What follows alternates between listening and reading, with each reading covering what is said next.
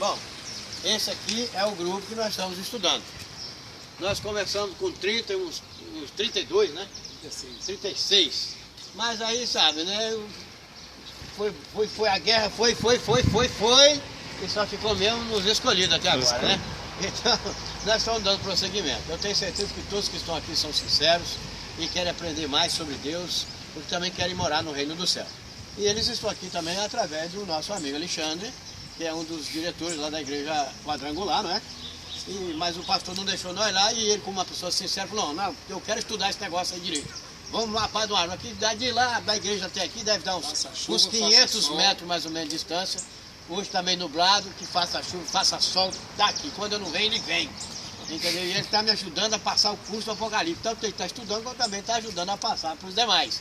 Então, que peço àqueles que nos ouvem, sejam pastores, sejam diretores de igreja, que orem por esse grupo, orem por nós, orem por mim e por esse grupo, por esse irmão, para que a gente possa continuar dando esse estudo. Nós já estamos perto de terminar o estudo do Apocalipse, mas tenho certeza que assim que terminar esse estudo, nós vamos começar outro novamente, o mesmo estudo, outro estudo, mas com o mesmo curso do Apocalipse, e tenho certeza que Deus vai nos abençoar, e cada um que se faz presente aqui hoje vai convidar amigos mais e colegas e incentivar para que eles possam estarem aqui aprendendo mais sobre a salvação, sobre a vontade de Deus, sobre o que quer dizer o Apocalipse para esses dias finais os que nós estamos vivendo.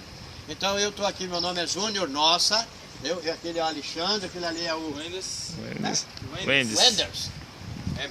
Everton, Priscila, Jefferson, Tássio, Fábio, Wilson.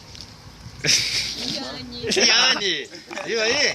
Nós estamos todos aqui, nós estamos felizes e eu tenho certeza que eles estão gostando desse curso. É muito interessante o curso do Apocalipse e muito bom, e estão aprendendo muitas coisas boas, né? Quais são os desígnios de Deus para os finais dos tempos, para a população, para as pessoas que querem ir para o céu.